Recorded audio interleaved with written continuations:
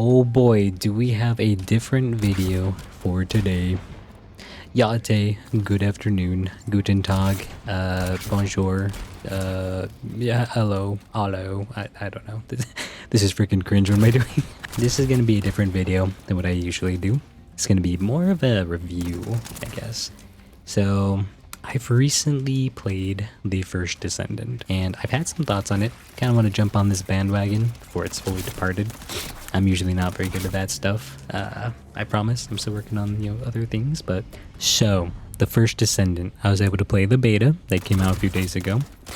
And may I just say, it was actually pretty good. A surprising breath of fresh air. Now, that being said, not everything is pony and roses, but it was a game that I found myself enjoying. There's always controversy, right? Always differing of opinions, people with thoughts in their heads, unlike my cat who's just staring at me throughout all this. But the question comes, is it better than Destiny 2?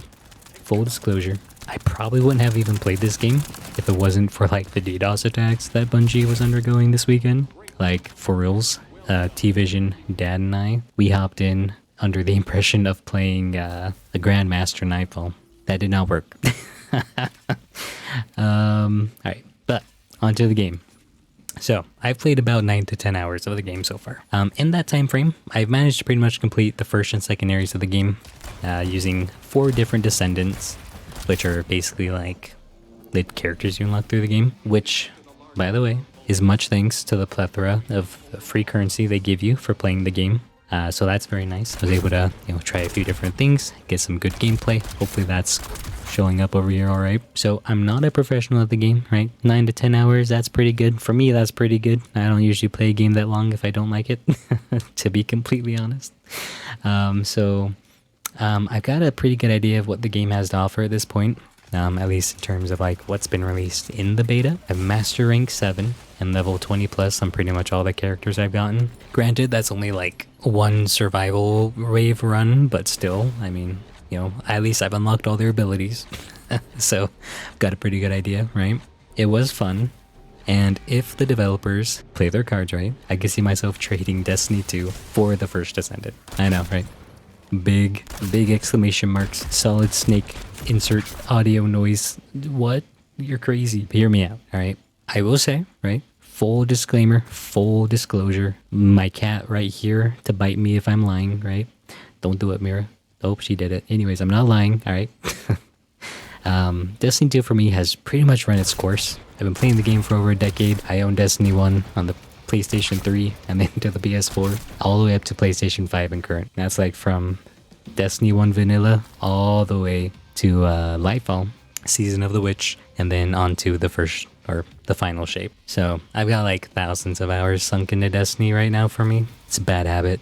It's a bad habit, and I keep getting brought back because of T-Vision. Go review bomb him. No, I was kidding. I do not endorse that. All right, I'm probably gonna cut that out. Oh, good heavens. Alright, across everything, and I'm sure, unless you've been hiding under a rock, right? Bungie, Destiny 2, big controversies, monetization, server issues, lack of content, over-delivery, all that fun stuff. I'm not going to bore you with it, but there's plenty of videos out there. I watch Astacross. He's done a really good monetization video that I really liked. Go give it a watch, right? Of course, you probably already have, but anyways, I'm just not a big fan of like the spoon-fed content that Destiny 2 is offering right now, and it feels more of a chore to play than like I'm actually like playing to enjoy the game. That being said, I want to keep this a pretty fair and reasonable comparison, so I'll try to side my bias for the sake of quote-unquote journalistic integrity, alright, and start off with something simple. In my eyes, I'm a pretty casual gamer. Probably, actually, okay, that's a lie. I'm probably more hardcore than anything. I've got 3 bits of criteria that outlines a game that will keep me entertained. Number 1, they blow me away story-wise or gameplay-wise. My go-to for this is like Final Fantasy 16. Stupendous game. Absolutely loving it so far. Haven't finished it. I'm getting there. 2, they have a co-op option where I can play with my friends and family. That's kind of where Destiny 2 has been hitting for a while. That's why I play the game. T-Vision and Dad, we all know Dad. We love him. 3, it's not hard on the wallet, right? And that's where Destiny 2 really takes a dip for me. Holy cow, I've sunk so much money into this game. It's insane. The first Descendant, at least for a beta, has pretty much checklist or hit all three of those markers. It's got good gameplay, decent storyline, and co-op. And more importantly, it is free to play. That's like the cherry on top, you know? Smack my glasses on my microphone. It's not perfect, right? I'm in a honeymoon phase right now, but let's keep it realistic, right? Let's drag us out from the abyss back into whatever this is. So, combat. I am a big fan of third-person shooters.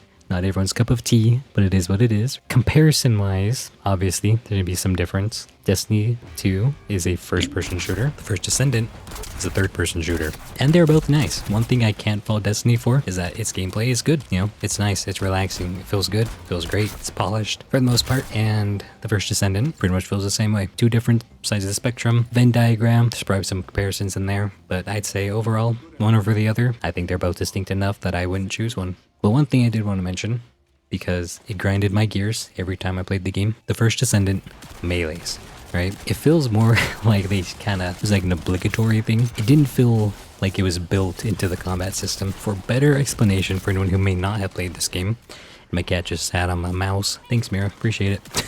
It felt more of like an afterthought, right? Normally, this is pretty fine, right? Most games that are shooter-based, their melees are more of like a last resort thing, right? Not like your primary means of attack. That being said, in the first Descendant, I felt like the melee was pretty much useless. Like, I don't know, maybe it's just me. Maybe I just had the wrong build. Who knows, right? I'm not a build crafter.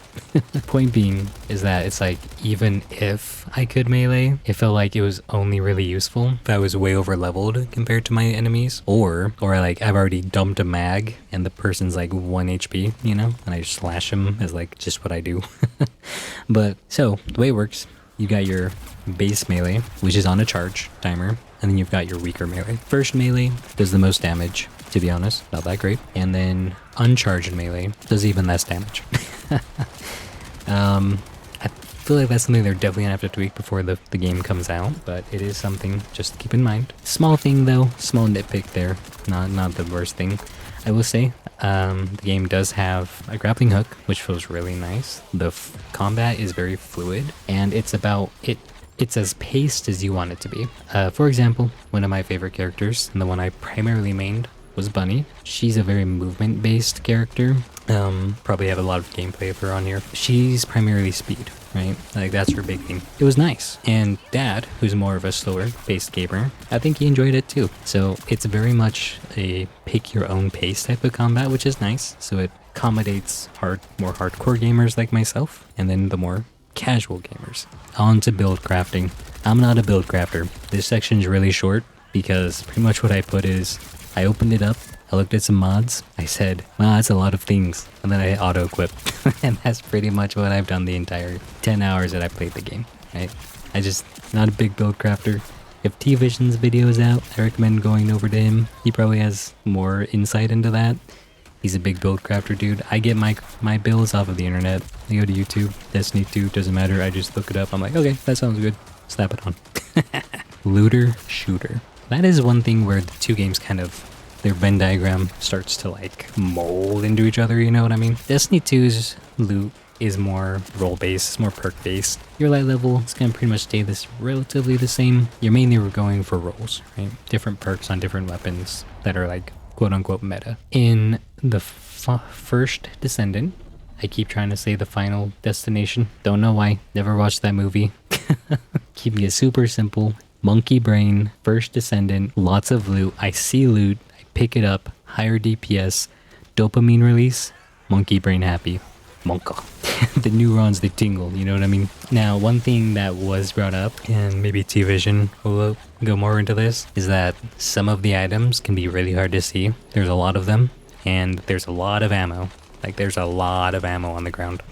Like, pretty much all the time if you're in combat. And it's obvious, funny enough, it's like never the ammo you need, but, you know, whatever. But it's like, there's a lot of stuff on the ground. It kind of gets overwhelming, kind of hard to see. That was one thing that You know, maybe make him a little bigger. One thing that Dad pointed out, right, was that Destiny has engrams. They're a lot bigger. They're a lot easier to see. They're more pronounced, and they're just more aesthetically pleasing than like the small little boxes on the ground that you get with the first Descendant. But that's just a small nitpick, you know. That's just design choice, personal preference. I didn't really mind it myself that much, so you know, take that as you will. One other thing to mention is that unlike Destiny, where it's, you got your primary, special, and heavy ammo, there is a fourth category in the first Descendant. You got your and they all run based on ammo. So you got your standard ammunition, which is like your primary weapon in Destiny. You got your impact rounds, which are one type of special weapon. And then you've got, it's the other one, it's the orange one or the blue one. I don't remember which one I named. It was one of those.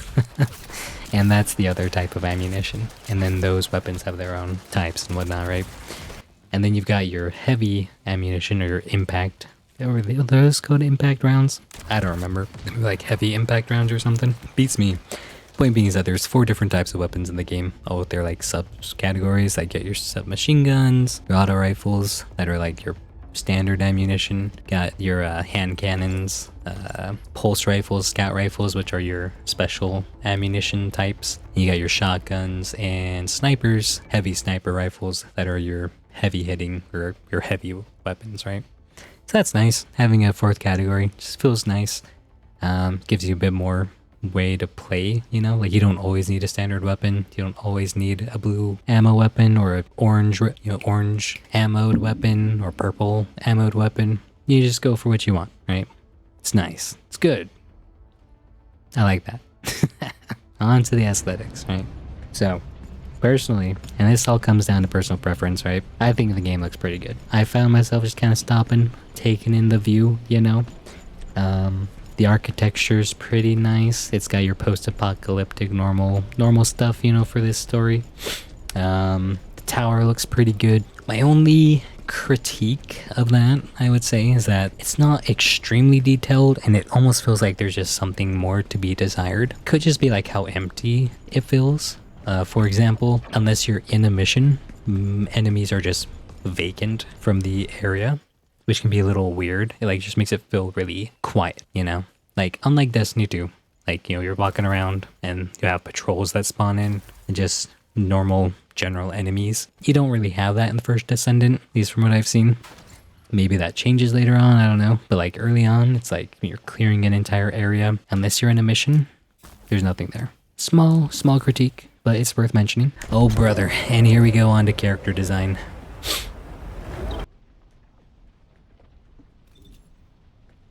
I think that's enough said. But memes aside, the characters do look nice, alright? And their various suits are very distinct from each other. I main Bunny, right? But from Bunny to Glay, hopefully I put those two up on the screen. The characters do have like their own distinct personalities and swagger to them, which is very nice. Right? It's nice. You got your distinct personalities, distinct clothing styles, etc. It's cool. It's definitely a switch up from your like Hunter, Titan, Warlock in Destiny 2, which, to be honest, like besides Warlock, like the two, like all 3 classes pretty much feel the same, but whatever, you know. Pretty much everything I have to say on that, right? Personal preference, I liked it. It's cool. Yeah, bite me, I guess, I don't know. Now on to performance. Like I mentioned in the beginning, so I played on the PlayStation 5. I played on performance mode. There weren't many visual bugs or FPS drops, but that's good. Pretty polished for the most part. That did change, however, on the wave defense mode. Right? It's like that purple thing in Kingston or whatever that you click on. It's got like the shield. That mode, I don't know if it's just the console or whatever. My PlayStation did not like that mode. I got lots of FPS drops. Probably seeing gameplay of in the background. It wasn't game breaking, but it was enough to make me go, holy cow. You know, it's like, take a second to like breathe. Granted, I'm sure that's something they'll probably polish out in beta. It's probably just a beta thing.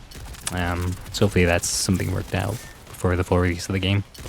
But other than that, I mean, it was good, you know, 60 frames per second for the most part. The ability to change your FOV and everything, a very nice motion blur, turn it off, very nice. I like that, you know, I hate motion blur, especially when it's forced. It's good stuff. Now, on to the replayability, or more like missions, going over the missions. Now, this is where a majority of my criticism lies in the game. So, to paint a story, right? let's paint a story. So the first area you go through and clear, it's pretty fun. It's Kingston, right? You encounter missions for the first time. They're alright. Pretty simple, you know. Stand in this, fend off waves, kill enemies, you know, the whole shebang. It's pretty simple. However, when you go to your second area, which I think is like called the Forgotten Isles or something like that.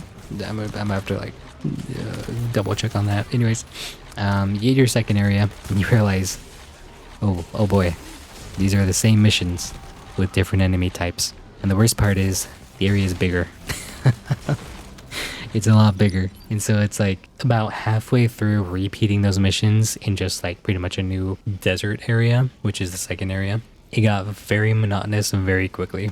And I found myself really, it's very brain dead, to put it that way. One thing that I would say, I don't think it would be half bad if the missions, like the timed missions specifically, didn't take as long as they do. Because it's like, there's one thing between going through and killing enemies as fast as you can, right? Going through, zipping around, take it as fast as you want, you know, take some risks.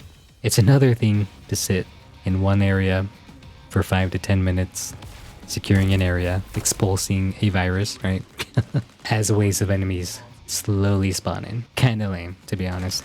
Compared to Destiny 2, and their various strikes, patrols, public events, Destiny 2 definitely takes the cake in that area. Unfortunately, it feels like it's very into the game for the first Descendant, like those missions. So that's unfortunate. It's probably something that'll probably stay till the main game. Hopefully it spices it up later on, because if it's like the same missions for like, you have like 5 different areas and it's the same thing, I'm gonna lose my mind. Probably drop the game at that point. That's like the biggest thing that I was like, holy cow. This was a chore. This was boring. Now onto the story. It's aight, you know? It's intriguing enough to keep you invested. It's nothing crazy. And little spoiler alert, but it basically boils down to, hey, you're a chosen one. You're a chosen one, y'all. Now go fight the big bad, well, guide lady. Vomits exposition interior. That's pretty much what it boils down to. And that's not to say that's necessarily a bad thing. It's not a groundbreaking story, but it is something, it's your typical hero story, right? It's like your Destiny, you're the Destiny Guardian, you're just special. Why? Just because you are, you know? It's like go through, learn everything, go fight the big bads, overcome the impossible, etc. I will say, though, there is one twist in here that I think could be really cool if they play it off. The guide, who is like directing you through all this, is kind of directing you to break your orders from Alpha, who's like the commander of like your little resistance group or whatever of humans, right? So that's interesting, right? I think if that's something that they play into, where it's like there's like this friction between Alpha, you, and the guide, because there's no just that lack of communication, that'd be really cool. It's a really interesting idea. I think it's pretty neat. Time will tell, you know? They probably end up like most things in Destiny, where it's like, that's a cool idea, and then it doesn't go anywhere. It is what it is, right? I'm not gonna... We'll see. Too early to tell. I think the story has potential, though.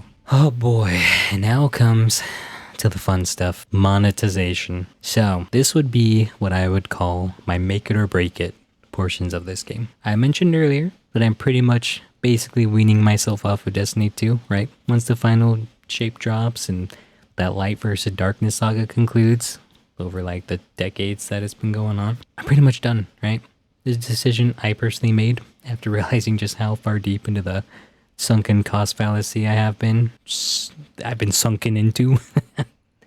I will say, however, if anything, that idea that there's a finish line in sight for Destiny 2 has actually kind of increased my morale to play it. Weirdly enough, right? It's like I see a goal, it's coming up, I can enjoy the game now, right? There's gonna be a definitive ending where I just jump off the boat, right? We now get to the first Descendant, and right off the bat, initial impressions, the game feels very much like a mobile game. And not necessarily the graphics or combat stuff, but a lot of the UI does. The currency system, which has 3 different types of currency.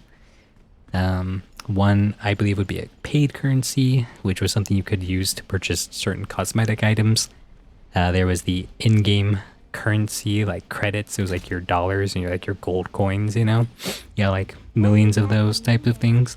Then you got your other currency, which I think was like platinum or something, which was used to purchase Descendant parts, which you could then use to craft a Descendant. Now this is where the game will either lose me or keep me. As an enlightened gamer, right, who has now resorted to eating potatoes to keep finances cheap, I no longer have a desire to really throw my money at companies who just see me as a money piñata, right? Bungie has broken that piñata in me. I'm no more. It just be like that sometime, right? Unlike Destiny 2 though, right? The final or the first Descendant is actually free to play, right? It's not free to try, it's free to play. This is, yeah, and I don't mind the prospect of them selling cosmetic items for revenue since it is a free to play game. However, I did do some research for this video, right? Not crazy research, but a decent amount, right? And found that this game is made by Nexon. Now, I want to jump to conclusions because I didn't dig too deep into this, but Nexon doesn't exactly have what you would call like a clean track record when it comes to their games and monetization. They've got a few online MMO games, kind of similar to First Descendant. And it sounded like a lot of the complaints for those games were that there was either an absurd amount of grinding to get materials, or where it's basically like a paywall, right? Either grind this material out for thousands of hours, or just, you know, open up your credit card, spend a little cheddar cash, spend some cheddar cash, you know, to buy those items. Good gravy. All right, but that doesn't exactly instill confidence in me, because you kind of see the outlines for that playing the game, right? The different currencies, it kind of leaves a sour taste in the mouth, right? That being said, I'm naturally colorblind to most red flags. Personally, Bungie has pretty much lost me as a consumer. I myself, being a cash cow, have been milked, and I'm pretty much dead to them. Nah, but like going back to Nexon, if the game kind of pushes that same way, where they start selling progression instead of just cosmetics, I think that'll be the metaphorical nail in the coffin, right? For me, at least personally. Yeah, no questions asked, no ifs, ands, or buts. The game will be dead to me. This just be how it be, right? But that is the ever thrilling prospect that we come to. Is like, will Nexon and the First Descendant take advantage of the Destiny 2 player base that is looking for a new home? Or will they squander it in their corporate Man, did I really write that? That is cringe. Oh well, anyways, who knows? But that's pretty much how it'll be, right? It's like, we'll see what the future holds. Anyways, cue the outro, I guess.